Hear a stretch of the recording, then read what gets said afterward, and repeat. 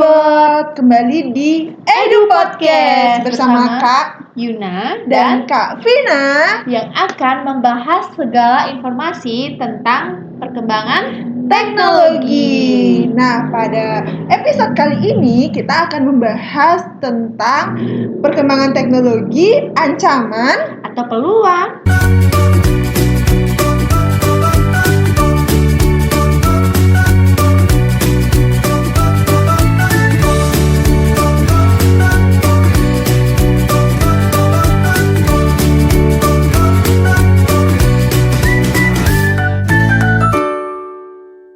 Nah, sebelum terlalu jauh, menurut Kak Yuna, bagaimana perkembangan teknologi saat ini menurut Kak Yuna? Oke, berbicara tentang perkembangan teknologi nih Kak Vina. Kalau menurut aku sendiri sih perkembangan teknologi saat ini itu sangat memudahkan pekerjaan manusia di kehidupan sehari-hari. Selain itu juga membuat efisiensi waktu dalam melakukan suatu pekerjaan yang berhubungan dengan teknologi ataupun bisa juga selain teknologi Kak ya. Nanti kita akan bahas tentang itu di bidang apa saja teknologi ini bisa digunakan. Ya, setuju. Aku juga berpikir sama Kak Yuna kalau teknologi saat ini itu sangat membantu kita dalam kehidupan sehari-hari, seperti kayak order makanan dari jauh, makanan langsung datang ke kita gitu. Terus ada pokoknya banyak banget nih bidang yang menggunakan teknologi di kehidupan sehari-hari kita ya Kak Vina ya. Kalau dari Kak Yuna, bidang apa saja sih yang menurut Kak Yuna itu sudah dipengaruhi oleh teknologi? Oke, kalau menurut aku ada di bidang kesehatan. Oke, di bidang kesehatan. Terus bidang apa lagi ya? Perbankan. Iya, perbankan, terus pendidikan. Ya. Oke, pendidikan itu banyak banget sekarang. Banyak banget sih. Kalau aku sendiri sebagai mahasiswa yang masih mahasiswa nih banyak banget menggunakan teknologi untuk mencari informasi-informasi terkini. Iya, untuk pendidikan. Iya, untuk pendidikan aku sih. Terus yang terakhir menurut aku sih ada transportasi juga ya Kak Vina ya. Iya. Nah, setelah itu sekarang kita akan bahas dari bidang-bidang tersebut. Yang pertama itu tadi Kak Yuna bilang di kesehatan. Nah, bener banget kalau di kesehatan menurutku itu emang terbantu banget dengan adanya teknologi. Dari kita datang ke rumah sakit ada sistem antrean, terus nanti ada sistem rekap medis kita. Jadi riwayat kita ke dokter itu tuh udah diketahuin kita pernah sakit apa, terus kita pernah mengalami apa, itu sudah ada rekapannya. Udah ada rekapannya ya. Iya. Jadi kalau yang itu tuh biasanya kalau dulu itu masih manual. Jadi perawat atau petugas administrasinya masih nyatetnya itu manual pakai pulpen di suatu buku besar gitu ya Kak ya kalau nanti kalau misalkan kita ke dokternya itu lagi atau ke rumah sakitnya itu lagi nanti dicariin kan kertasnya itu. Kalau misalkan kertasnya itu hilang, jadi kayak susah banget. Iya, nanti lagi dari awal kita dicek, oh ternyata anak ini punya tensi rendah, terus kayak punya asam lambung gitu. Tapi kalau dicek ulang lagi dari awal gitu. Iya ya, gitu Kak ya. Jadi kalau misalkan sekarang udah ada teknologi ini, mereka udah rekapnya itu pakai komputer biar lebih cepat. Ada database-nya. Ada database-nya juga. Selain cepat juga ada database yang bisa kalau misalkan kita cari langsung di-search saja kata kunci atau mungkin nick dari setiap orang ya di si pasien KTP-nya. mungkin ya. Jadi itu sangat memudahkan pekerjaan manusia. Iya, benar sekali. Itu di bidang kesehatan. Nah, habis itu setelah kesehatan itu ada perbankan tadi dibilang sama Kak Yuna. Nah, kalau perbankan itu kita sangat terbantu sekali kayak sangat-sangat merasakan teknologi itu sudah menjajah di dunia perbankan. Yang pertama itu kita ada e-money. Jadi kita nggak perlu bawa uang cash banyak-banyak. Iya, artinya cashless ya. Iya, cashless. Sekarang ini banyak banget yang udah cashless, jadi nggak terlalu sering pakai uang yang langsung kertas atau fisik atau uang fisiknya itu jarang banget. Terus selain itu ada mobile banking juga. Iya, mobile banking kalau dari aku sendiri itu sangat membantu sekali. Misalkan aku mau transfer, kita tuh nggak perlu harus ke ATM, tinggal dari ponsel aja diklik-klik-klik, Ya, udah uangnya udah nyampe di sana gitu. Perlu beberapa menit Kak ya. Iya, itu sangat membantu sekali sih. Tapi ingat kalau transfer itu cuma bisa kalau ada saldonya. Iya, itu juga. Jadi nggak semata-mata kalau misalnya nggak ada saldo sama aja kita nggak bisa transfer. Tapi pasti orang-orang di luar sana tuh pasti masih takut untuk menggunakan mobile banking karena kan itu uang kita itu kita nggak tahu posisinya di mana, tapi kita bisa transfer, kita bisa kalau kita mau tarik tunai juga ada fisiknya. Tapi pasti dari kalian ayah bunda di rumah pasti takut ya uangnya ada di bank, ada di ini.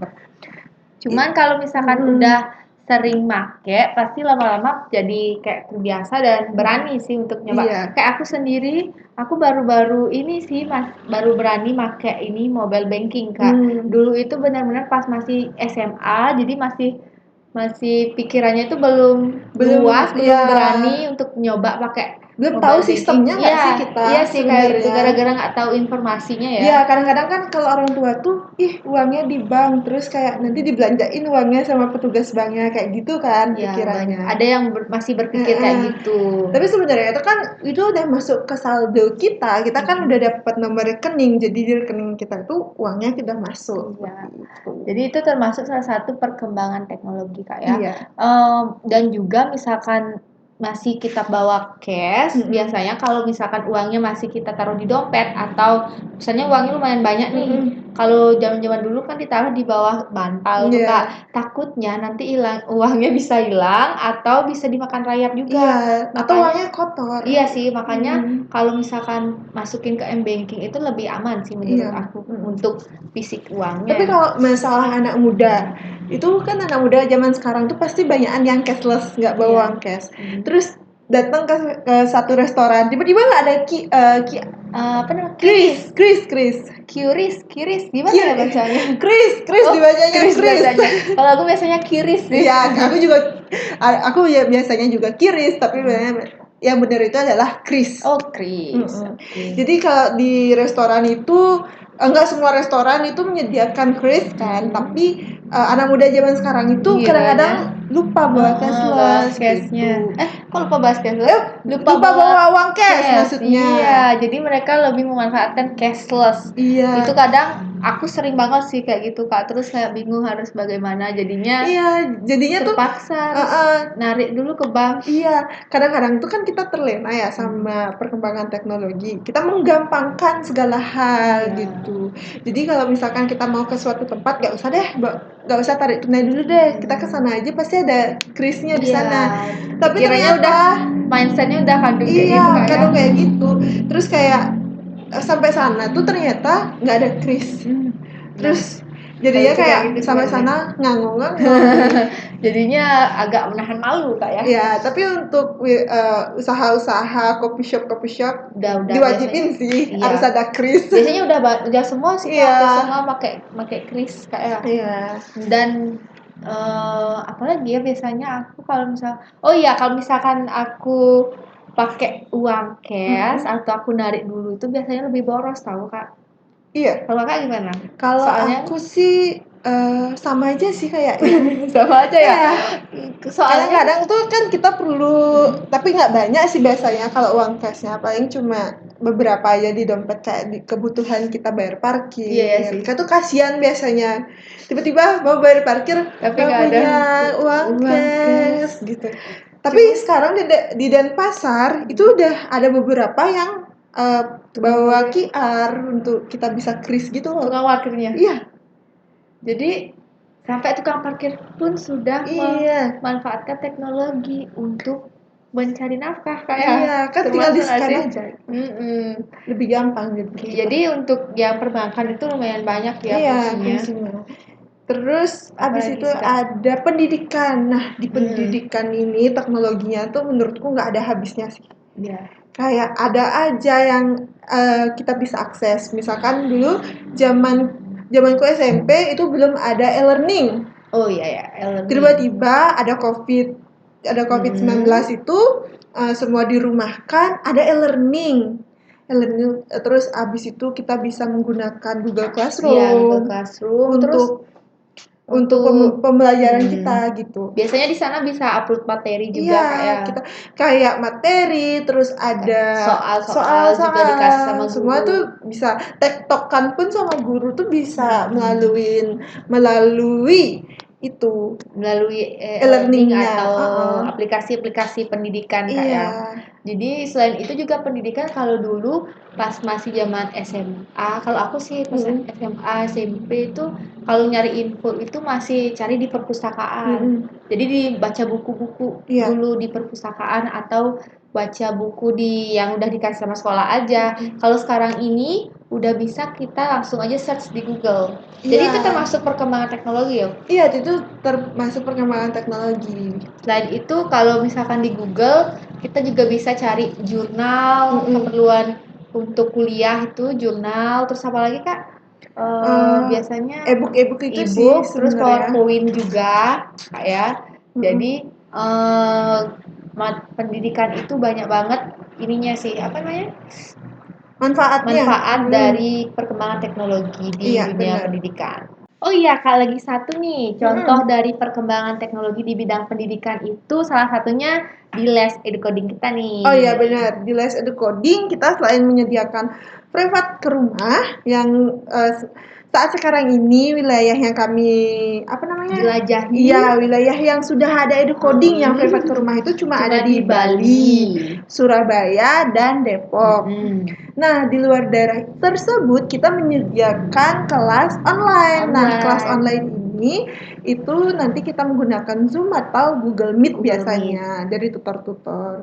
Jadi kalau misalkan itu juga salah satu sih perkembangan teknologi yang berpengaruh terhadap bidang pendidikan. Jadi untuk menuntut ilmu itu nggak perlu nggak harus nunggu nggak harus nunggu datang ke tempatnya. Nggak terbatas, kita bisa menjangkau dengan adanya kelas online melalui Google Meet dan juga Zoom meeting. Iya benar. Ya, lagi satu tadi dibilang sama Kak Yuna itu apa bidang? Ada di bidang transportasi. Iya, benar. Nah, di bidang transportasi ini kita tuh kalau di Denpasar, di Denpasar apa di Bali sih yang udah ada teman bus? Oh, di Bali sih. Nah, di Bali itu ada program namanya teman bus. Nah, teman bus itu kita bisa ngedetek si bus ini kita ada aplikasinya yang bisa diakses masyarakat Bali. Nah, dari sana mengetahui busnya itu kapan datang gitu. Itu mungkin yang di bidang transportasinya ya mungkin. Kita tuh ada ojek online juga di Bali juga tersebar ojek online ya. Ada ojek online banyak banget sekarang udah berkeliaran di jalanan-jalanan. Selain teman bus tadi kita juga ada ojek online. Soalnya itu lebih praktis, nggak sih lebih praktis? Emang sangat praktis sih Kak, misalkan kita pakai ojek online, soalnya kan cuma akses lewat aplikasi, terus tinggal tunggu jemputan aja. Kalau dulu kita harus cari dulu pangkalannya di mana, kayak gitu. Benar-benar. Jadi sekarang semua ada aplikasinya, tinggal diklik-klik ponsel aja. Sih, ya. Jadi untuk pemanfaatan teknologi di bidang transportasi juga memudahkan memudahkan sekali kehidupan sehari-hari manusia ya Kak ya. Iya. Oke.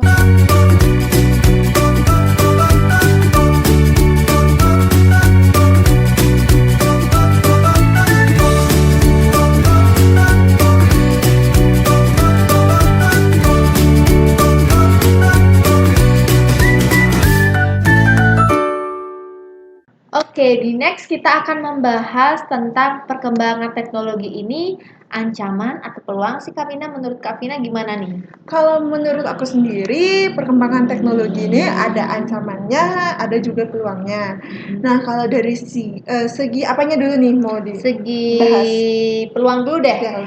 Kalau peluangnya itu ya kita ya seperti kita bahas sebelum-sebelumnya tadi, itu peluangnya itu kita lebih efisien untuk kerja kita, terus kita juga bisa mengetahui yang informasi luas di luaran sana, kita bisa mengetahui, terus kita bisa juga mencari ide-ide. Oh iya, lewat internet seperti ya. itu. Jadi kita kalau dari peluangnya itu kita bisa menjadi lebih maju.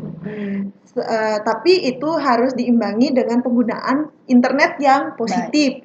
Positif. Ya. Oke, aku tambahin kalau misalkan peluang sih menurut aku juga bisa teknologi ini bisa membuat bisa buat kita untuk mencari pekerjaan. Itu contohnya yang coding kita itu kita bisa buka les tuh gara-gara ada teknologi. Iya, kita bisa online kita juga bisa nyari tutor. Nyari tutor kan kita nggak pernah, kan kita base-nya tuh di Bali, tapi kita ada tutor di Surabaya, di Jakarta ya. Itu tuh karena perkembangan teknologi kita bisa tahu. Iya, kita bisa cari orang di sana.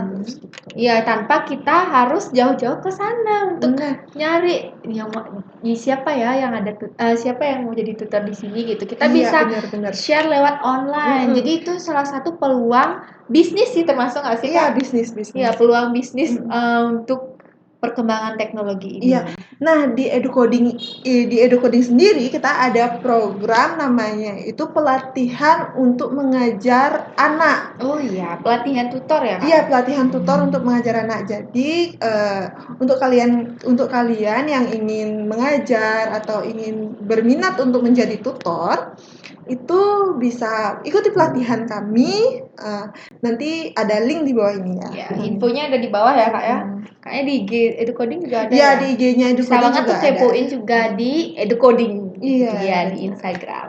Oke, lanjut deh Kak, kalau soal peluang udah nih. Nah, kalau ancaman? Kalau ancaman menurut aku sendiri itu ancamannya itu kita pertama karena jangkauan kita terlalu luas. Jadi banyak hal yang bisa kita ketahui, banyak berita yang masuk ke kita. Kadang-kadang tuh kita jadi mentil. Jadi mental apa tuh Kak? Tumben nih dengar istilah mental. Mental itu mental illness. Waduh, mental illness. Nah, jadi kadang-kadang itu kita bisa overthinking, misalkan tiba-tiba ada resesi gitu kan. 2023 dikatakan resesi gitu di TikTok misalkan atau di Instagram. Itu kita udah berpikir, gimana nih 2023 resesi, nanti banyak yang dikeluarkan dari pekerjaan seperti itu. Itu membuat mental kita sebenarnya. Kita kalau misalkan emang nggak kuat, kadang agak tergocek atau tergoyah Kak ya. Kadang-kadang overthinking, bisa nggak tidur. Terus ada yang gini, kalau masalah anak muda, tiba-tiba tuh ada video misalkan perselingkuhan. Ya, anak-anak muda yang punya pasangan misalkan. Waduh, langsung kepikiran nih. Langsung overthinking. Itu kita kadang kayak mental kita itu kena kayak karena nggak sanggup dengar. Jadi nanti kita jadinya tiba-tiba kita ke ini, aku mental ini. Nggak boleh self diagnose. Iya, self diagnose katanya. Nggak boleh. Iya. Terus kalau misalkan ancamannya menurut aku juga terkait keamanan data sih Kak. Keamanan data itu sangat-sangat rawan juga gara-gara teknologi. Banyak nih teman-temanku juga IG-nya dihack. Tiba-tiba tuh dikirimin link. Ngakunya undangan nikah itu. Tiba-tiba pas diklik ternyata itu linknya tuh kayak link bodong gitu, nggak tahu itu aksesnya kemana. Tiba-tiba password sama username kita diketahui oleh hacker itu gitu. Jadi hati-hati sih untuk yang sebar-sebar link itu. Ya, selain itu juga kadang kalau yang modus link itu juga bisa ngehack mobile banking kita Kak ya. Oh iya, itu sih paling serem banget karena ada uangnya. Karena gini, kalau di ponsel kita itu kan loginin email kita pasti satu orang ini pasti punya email tuh untuk semua aplikasi. Iya, biasanya ya. Iya, jadi dari sana kalau misalkan kita klik nih, misalkan ada saudara kita nyebar link bodong gitu, kita klik, terus nanti pasti kayak semua data kita tuh dia bisa ketahui dari m-banking kita, terus kayak aplikasi-aplikasi yang berbayar, misalkan kayak ada e-commerce yang ada e-money-nya gitu. Duh, itu serem banget sih soalnya bawa uang ya Kak ya. Jadi kalau itu salah satu ancaman yang sangat berbahaya banget sih kalau menurut aku soalnya. Iya, kadang-kadang si hacker ini tuh juga pakai sosmed kita itu kayak minjem uang. Iya. Pernah nggak sih tiba-tiba ada teman-teman yang nggak kekurangan uang tiba-tiba minjem uang gitu. Itu sering banget. Jadi kayak benar-benar ancaman itu membuat diri kita rugi, kayak bener rugi. Terus selain itu ancamannya juga dari ada bisa penyebaran penyebaran hoax. Berita hoax. Iya, berita hoax. Itu juga sangat merugikan kita sih. Takutnya kan beritanya nggak sesuai sama realitanya, itu bisa buat Kadang-kadang ada ancaman. ini berita yang dipotong. Misalkan di beritanya tuh panjangnya itu 5 menit. 5 menit tuh si yang diwawancara itu udah kayak ngomong bla bla bla bla menjelaskan, tapi yang dipotong itu setengah-setengahnya aja. Jadi nantinya tuh kayak isunya jadinya image orang yang ngomong itu buruk jadinya gara-gara berita hoax ya. Iya, jadi kayak kita juga trust issue yang mendengar atau yang melihat berita itu jadi trust issue sama orang itu jadinya. Jadi itu termasuk ujar kebencian Iya, juga ya. ujar kebencian. Itu jadi kita nggak boleh meniru itu guys. Iya, jadi kalau misalkan ada berita-berita seperti itu, ada potongan-potongan video, baiknya kita tonton dulu video yang realnya atau video yang aslinya. Sampai selesai biar terhindar dari hoax. Iya. Biasanya tuh anak-anak nih kena hoax ini. Ya, makanya kalau anak-anak tuh harusnya didampingi oleh orang dewasa dalam penggunaan apalagi belanja. Sekarang kan bisa belanja kan. Bisa belanja di TikTok, kita bisa belanja di Shopee, bisa COD kan. Nah, ada nih potongan video nih tiba-tiba video free bla bla bla. Si anak nih nggak ngerti, dikira itu barangnya itu free, tapi padahal yang free-nya itu cuma ongkirnya aja. Jadi barangnya itu masih dengan nominal yang tersebut gitu kan. Tiba-tiba si anak nih check out. Nah, sampai rumah orang tuanya bingung siapa nih yang check out. Banyak banget nih kasus kayak gitu sebenarnya. Jadi itu termasuk ancaman bagi orang tua karena anak-anaknya menghabiskan atau kalau orang tua tuh lebih baik itu kayak Shopee, TikTok itu jangan didaftarin akun nggak sih biar nggak bisa biar nggak bisa belanja. Jadinya sebenarnya itu harusnya ada batas umur. Iya, batas umur untuk pembuatan akun itunya biar anak-anak tuh biar sekarang udah ada batas umurnya. Oh, udah ada. Iya, Instagram, TikTok itu sebenarnya udah ada batas umur, tapi kan kembali lagi mereka yang mau buat tuh mereka malahan pakai umur orang tuanya. Jadi kan tetap aja dapat akses. Ya, emang ada. Sebenarnya semua aplikasi nggak sih kayak gitu? Semua aplikasi ada. Cuma kadang mereka udah pinter banget anak-anak sekarang tuh kadang umurnya dinaikin, maksudnya kelahiran 2010 misalkan dinaikin jadi tahun 2001. Jadi kan udah lewat 17 tahun. Iya, kalau udah lewat 17 tahun tuh udah bisa semua akses itu udah bisa diakses gitu. Kak Yuna pernah mendengar tentang kata AI nggak? AI atau AI nggak sih? Oh iya, kalau AI pernah, kalau AI nggak. AI itu bahasa Indonesia iya. Kepanjangannya itu Artificial Intelligence. Nah, banyak tuh sekarang udah kayak banyak pabrik-pabrik terutama. Pabrik-pabrik ini mengganti peran manusia ke robot atau mesinnya. Itu sebenarnya ancaman nggak sih bagi kita? Jadi harusnya kita bisa ada peluang nih bekerja di sana, tapi digantikan oleh robot atau mesin. Di sana kan jadinya kita nggak dapat peluang gitu. Itu ancaman apa peluang ya? Tapi dari segi misalkan kalau dari segi kita yang membutuhkan pekerjaan itu ancaman mungkin ya. Tapi dari perusahaannya, dari segi perusahaannya itu termasuk peluang karena bisa dengan modal robot aja bisa buat membuat suatu produk atau membantu pekerjaan manusia ya Kak ya. AI ini tuh kan sama dengan kecerdasan buatan ya.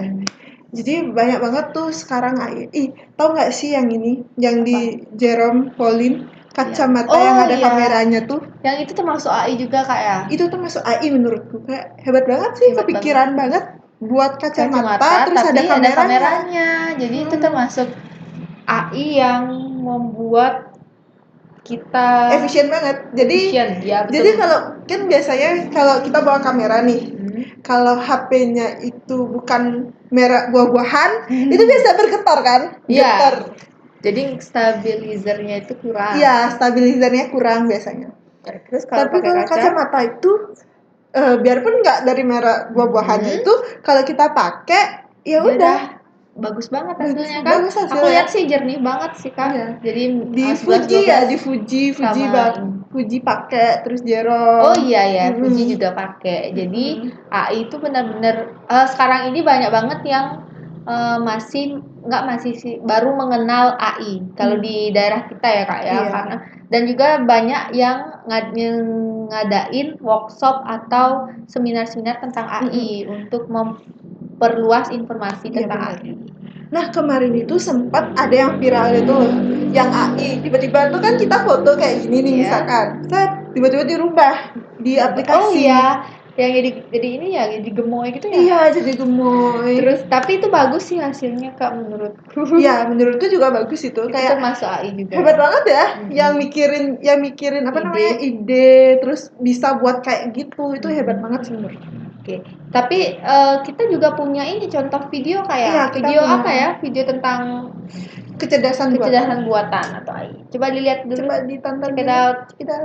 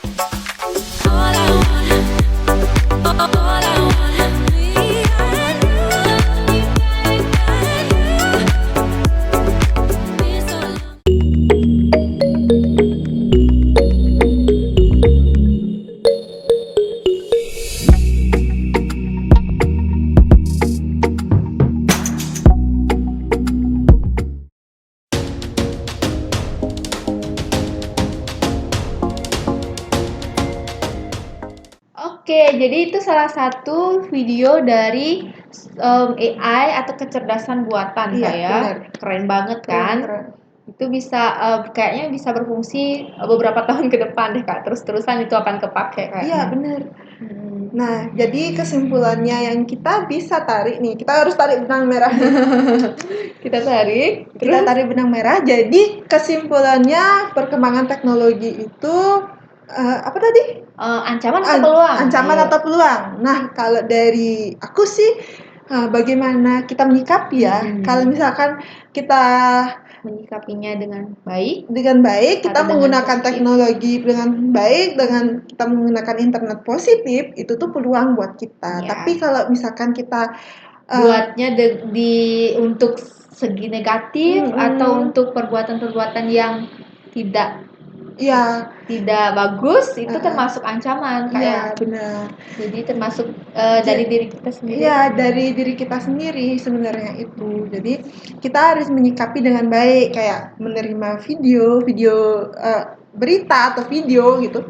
Kita harus menyikapi dulu apakah ini benar atau ada ini cuma potongan atau ini cuma untuk penyebaran kebencian. Jadi itu kita harus cari tahu dulu Kak ya, asal videonya itu dari mana, udah bener nggak ini, maksudnya beritanya bener atau enggak, kayak gitu kan. Jangan sampai nanti kayak misalkan ini tuh memang videonya tuh emang dipotong, terus kita menyebarkan lagi kayak gitu. Jadi kita terlihat juga yang membuat apa namanya? Hoax. Ya, kita juga ikut menyebar hoax jadinya. Jadi itu termasuk kalau kayak gitu ancaman sih Kak. Iya, benar. Jadi sebenarnya ancaman atau peluang itu perkembangan teknologi tergantung dari kita sendiri. Iya. Jadi be aware untuk penggunaan teknologi. Iya, benar sekali. Oke. Apalagi sih Kak, ada kata-kata lagi Kak? Kira-kira? Kayak udah cukup nggak sih? Kita udah cukup panjang lebar menjelaskan atau memberi informasi tentang perkembangan teknologi. Oke.